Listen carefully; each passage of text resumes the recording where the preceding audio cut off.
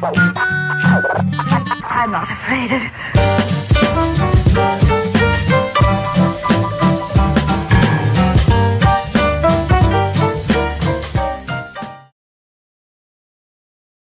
Eh bien, salut à tous, c'est Yuni, on se retrouve aujourd'hui pour une vidéo qui me paraît assez importante. Tout d'abord, et essentiellement, parce que ça va vous permettre de définir beaucoup de choses dans votre vie.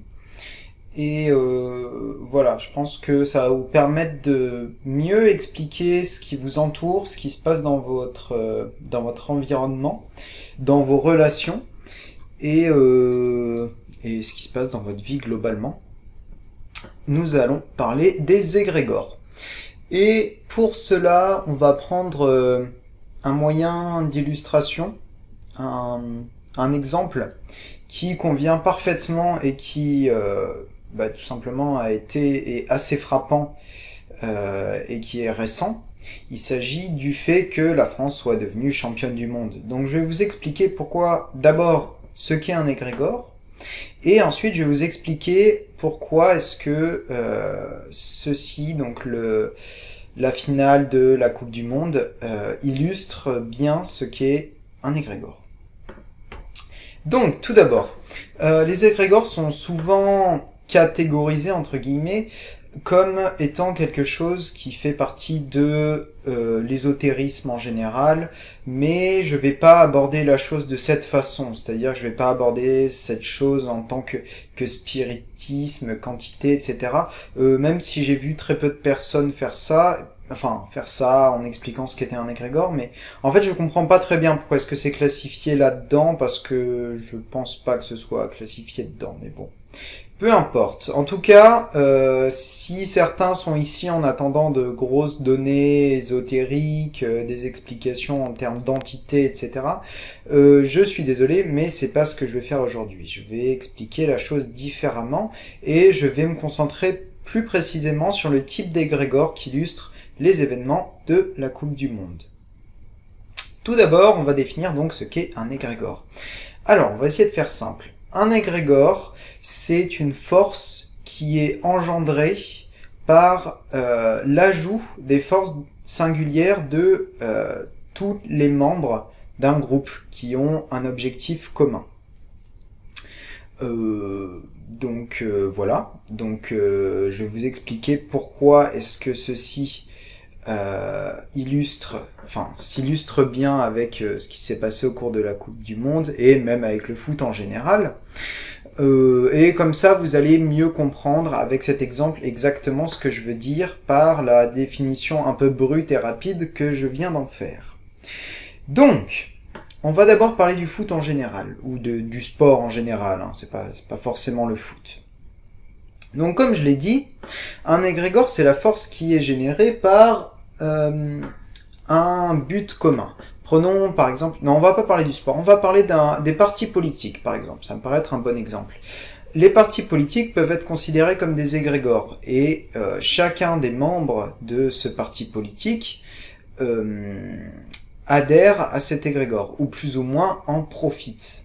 Parce qu'en fait, le principe de l'égrégore, c'est que cette force-là peut donner de la force aux individus qui peuvent l'utiliser, tout simplement en faisant partie du groupe qui génère cet égrégore. Donc on peut en soutirer de la force, tout comme on peut en donner. Et globalement, ça va dans les deux sens. On doit en donner pour en soutirer.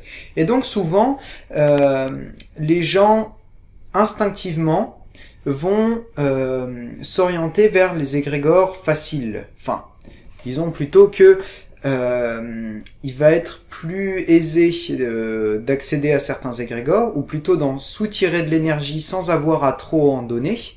Et donc ces égrégores-là, qu'on peut considérer comme des égrégores forts, ce sont les égrégores dont chacun fait partie. Enfin, on fait chacun partie de différents égrégores, mais ceux-ci sont favorisés et vont attirer un peu tout le monde, y compris des gens qui n'en font pas partie normalement. Et c'est là qu'on va pouvoir illustrer notre sujet. Prenons quelqu'un qui est fan de foot. Il fait partie, donc son équipe, par exemple son équipe régionale qu'il soutient, génère un égrégore, c'est-à-dire que l'objectif de cette équipe, c'est de gagner. Donc les joueurs vont être une part de l'égrégore, puisque voilà, ils ont envie de gagner, et donc ils vont soutirer à cette force générale pour obtenir de la force personnelle, et ils vont en donner eux-mêmes en incarnant tout simplement l'illustration de cet égrégore. C'est-à-dire que du coup, ils incarnent la victoire. Et donc du coup, ils donnent énormément à l'égrégore, tout simplement parce que c'est leur métier de servir cette équipe régionale, et donc tout simplement de donner de la force à l'égrégore, parce que ils en sont l'illustration. Et il y a également les supporters qui, eux, également, veulent voir cette équipe gagner. Et donc, eux, ils vont également être un élément de cet égrégore. C'est-à-dire que ils vont donner de l'énergie. Donc, chacun peut avoir une implication différente. Mais ça peut être tout simplement par sa présence dans le stade quand il y a un match. Voilà, quand il va être là, il va soutirer de l'énergie à cet égrégore, en particulier s'il y a une victoire. Et également, ça peut aller plus loin, ça peut être supporter le club, l'aider quand il y a des événements, etc. Enfin bref, je vais pas entrer dans les détails. Et globalement, plus on va donner à cet égrégore, plus cet égrégore va nous donner, en général. C'est l'objectif en général de l'égrégore, et instinctivement, on va s'orienter vers des égrégores qui nous donnent beaucoup en retour. Et donc, du coup, voilà. On a vu le cas du fan de foot lambda.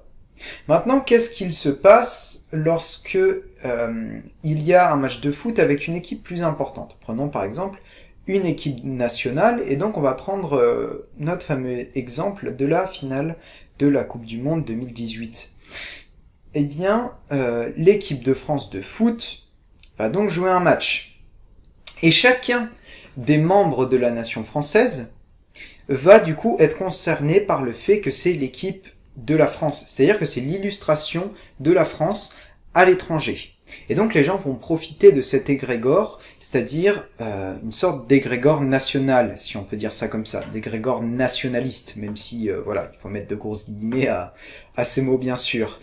Et donc chacun va essayer d'en profiter, et c'est ce qui fait que des gens qui normalement n'apprécient pas le foot dans la vie de tous les jours, eh bien là, ils vont se sentir concernés, parce qu'ils sentent que ça touche leur intégrité en tant que Français, et qu'ils peuvent potentiellement soutirer à l'égrégore national de l'énergie.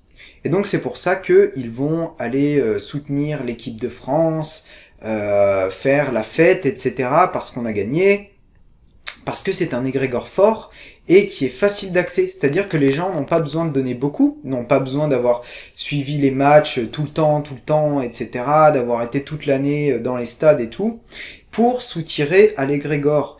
Et simplement par leur présence, par exemple, avec l'exemple des Champs-Élysées lors de la victoire, il y avait énormément de monde.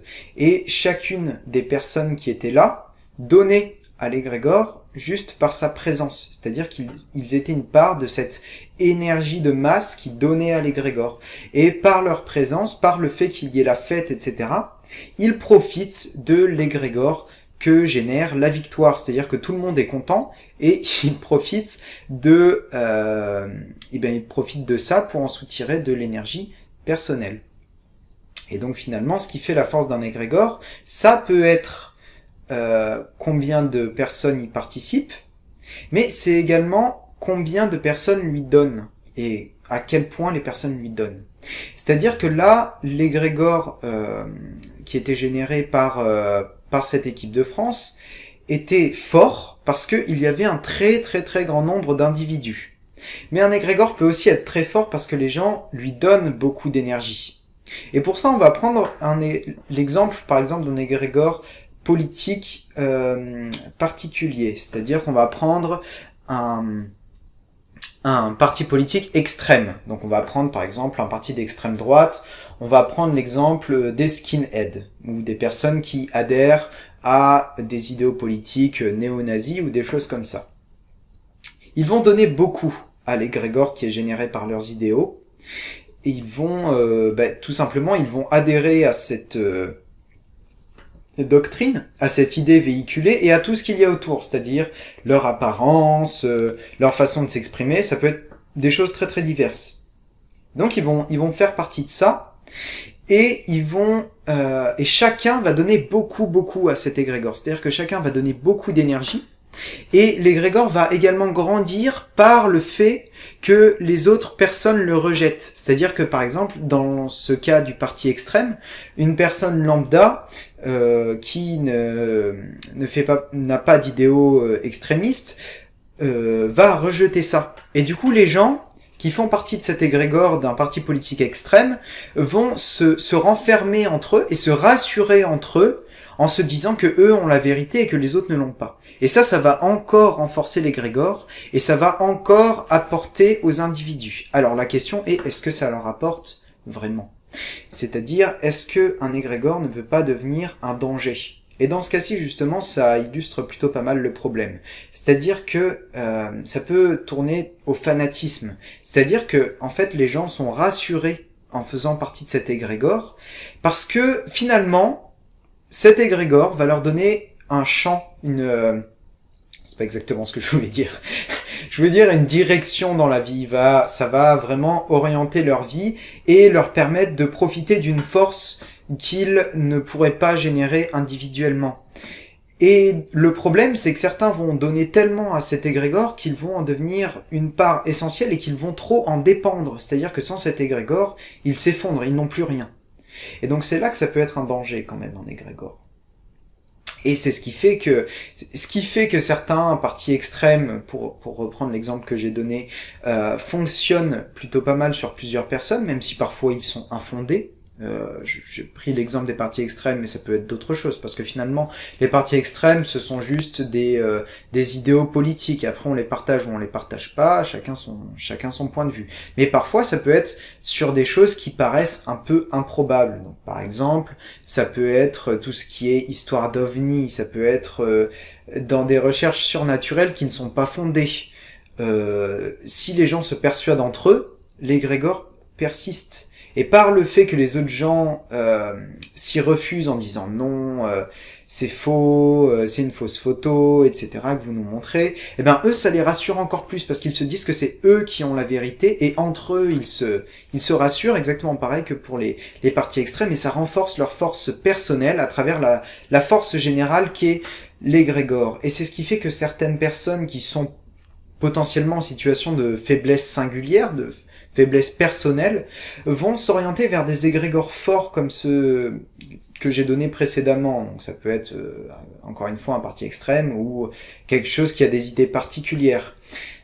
Ils vont s'orienter vers ça, tout simplement, parce que ça va leur donner énormément de force, et ça peut être une force dont ils manquent individuellement. Et donc, du coup, c'est ce qui permet de créer une adhésion à ces choses-là. C'est parce que vu qu'il y a un égrégore fort, les gens qui ont une faible force personnelle vont aller puiser dedans pour se renforcer. Et donc du coup, pour revenir sur mon exemple de la finale, toutes ces personnes qui se moquent complètement du foot le reste de l'année et qui soudainement ont une soudaine poussée d'attrait pour le foot lors de la finale, est-ce qu'ils font vraiment ça parce que c'est du foot ? Est-ce que vous pensez vraiment qu'ils étaient tous déterminés, qu'ils étaient tous à fond derrière les Bleus et tout, machin, ouais, vive la France, parce qu'ils appréciaient le foot? Eh bien non, pas forcément. Bien sûr qu'il y en avait qui faisaient ça parce qu'ils appréciaient le foot, et il n'y a pas de problème avec ça. C'est simplement que d'autres le font pour profiter d'une sorte d'ambiance, d'une sorte d'énergie générale qui est dégagée par l'allégresse que véhiculent tous les autres et qu'ils apportent à l'égrégore. Et donc du coup, c'est un égrégore dans lequel il est facile de puiser. Et donc forcément, les gens vont y adhérer, vont se sentir français, ils vont profiter de l'égrégore français. Et du coup, c'est pour ça que, par exemple, les enfants vont être très attirés par ce genre de choses, dans le sens où on voit, là, lors de cette finale, il y avait beaucoup d'enfants qui se moquent complètement du foot, qui s'en tapent complètement à partir du moment où ils n'ont pas de parents qui sont intéressés par le foot, qui se moquent complètement du foot. Et là, par contre, lors de la finale, c'était vraiment la fête, on était champions du monde, il y en avait plusieurs qui portaient des drapeaux français sur eux, ou des des perruques tricolores, des choses comme ça, ils couraient partout, ils criaient. Tout simplement parce que instinctivement, les enfants vont être plus faibles individuellement, c'est logique, ils n'ont pas encore fini de construire leur individu, ils sont en train de le faire, et donc du coup quelque chose qui peut apporter de la force individuelle comme ça, ils vont se jeter dessus, ils vont être extrêmement contents, d'autant plus si leurs parents adhèrent également à cet égrégore. Et c'est ce qui fait que dans certains cas, il y a, par exemple, dans les familles, une sorte de transmission d'un savoir ou d'une passion pour quelque chose, parce que les enfants, dès leur plus jeune âge, vont voir que leurs parents sont attirés par cet égrégore et qu'ils donnent de l'énergie à cet égrégore. Et donc les enfants, en adhérant à l'égrégore comme leurs parents, vont profiter à la fois de l'égrégore d'un point de vue général, mais ils vont également profiter de l'égrégore qui est généré par leur famille autour de ce sujet. Et donc c'est ce qui fait qu'il y a autant d'attrait, et c'est ce qui fait que tout le monde était réuni pour ce match de foot. Donc du coup la question qu'on peut se poser c'est, parce qu'il y a beaucoup de personnes qui sont là, oui le foot, ces gens qui regardent des gens courir derrière un ballon, c'est vraiment méprisable, etc. Et j'en connais beaucoup, et moi avant j'étais un peu comme ça, j'étais un peu là, non mais ça reste des gens qui courent derrière un ballon, à un moment, il faut peut-être arrêter d'être dans le fanatisme. Et donc, du coup, ils critiquent ces gens, ils disent qu'ils sont dans une forme de bestialité, que ce n'est pas ça l'humanité, etc. Mais inconsciemment, eux-mêmes, ils s'inscrivent dans un égrégore inverse. C'est-à-dire que vous avez d'une part l'égrégore de tous les gens qui profitent de l'égrégore que génère cet événement qu'est la Coupe du Monde de foot, et d'autre part vous avez les gens qui les critiquent et qui s'y opposent. Et ceci également génère un égrégore.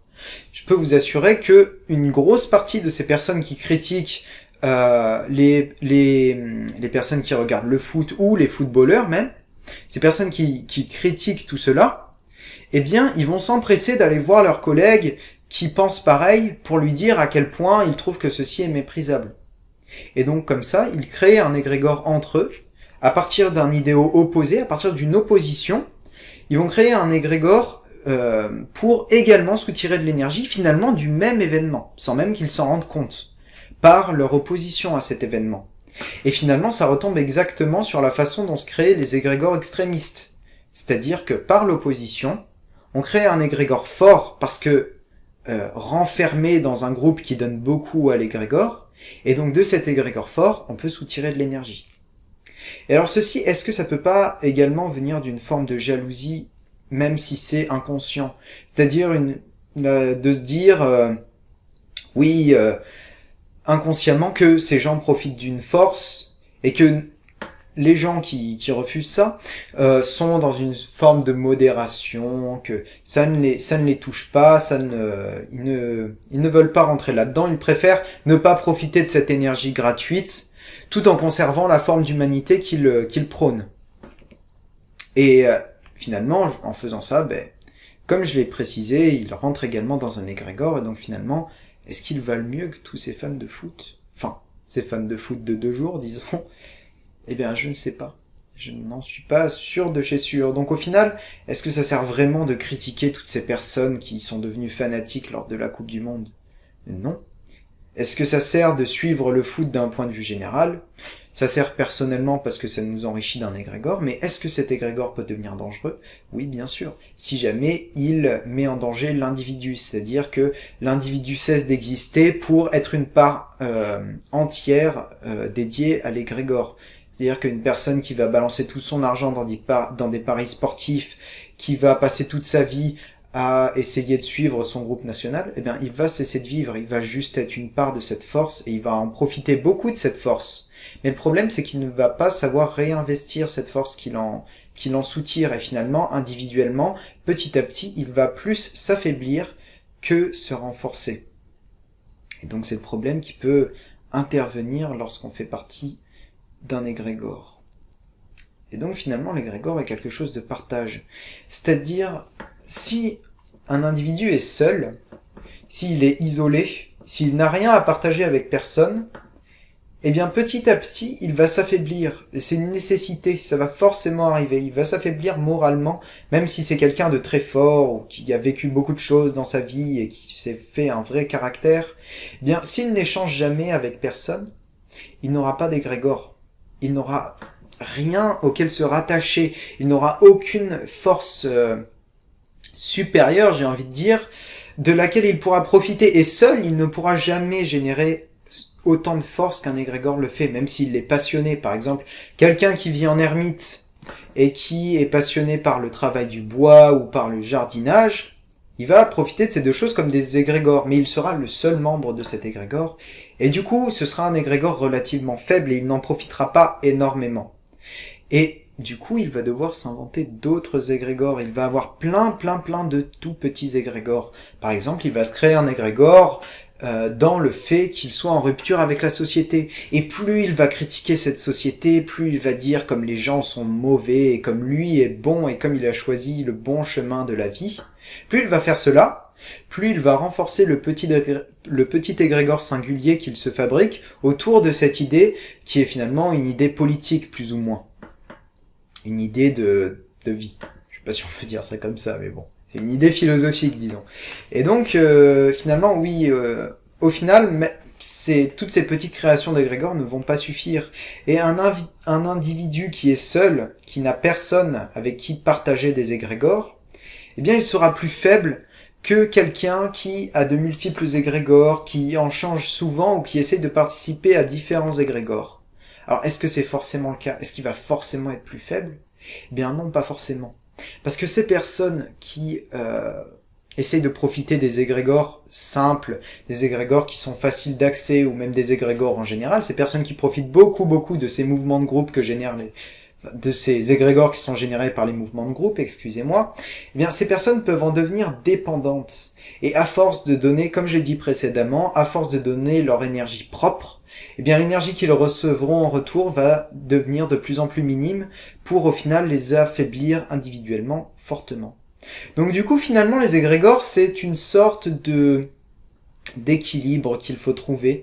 Il faut se trouver ces groupes d'intérêts communs pour se former ces égrégores, pour s'enrichir individuellement et sans jamais trop donner à ces égrégores et finalement que ce soit que ça devienne une sorte de drogue, si on peut dire ça comme ça, parce que finalement les drogues peuvent être source d'égrégores. C'est un peu compliqué, enfin c'est pas compliqué, mais c'est juste que faudrait l'illustrer, mais bon, on a dit qu'on s'attarderait pas sur ces éléments-là. Si vous voulez, je pourrais parler de d'autres formes d'égrégores dans une autre vidéo. Mais du coup, oui, comme je disais, voilà, il faut essayer de trouver cette part entre se faire manger par l'égrégore et manger l'égrégore. Et finalement, avoir profité de cette victoire de la France en finale, eh bien, tant mieux. Si vous avez fait partie de tous ces gens qui ont fait la fête, mais tant mieux. C'est une excellente chose pour vous, parce que c'est un égrégore facile, c'est un égrégore gratuit. Vous n'avez quasiment rien donné, si ce n'est quelques heures de votre vie, et vous avez reçu beaucoup en retour. Et vous avez renforcé les liens que vous aviez entre les individus qui ont participé à cette fête. Et donc finalement, est-ce que il vaut mieux critiquer et dire que non, le foot vraiment c'est méprisable, c'est un sport du peuple ou je ne sais quoi, je reprends juste des éléments qui sont donnés par des choses que j'ai entendues, ou est-ce qu'il vaut mieux profiter des égrégores là où ils sont quand ils ne font pas de mal à son intégrité humaine? Bien, je sais pas, mais j'ai plutôt envie de pencher pour la deuxième solution.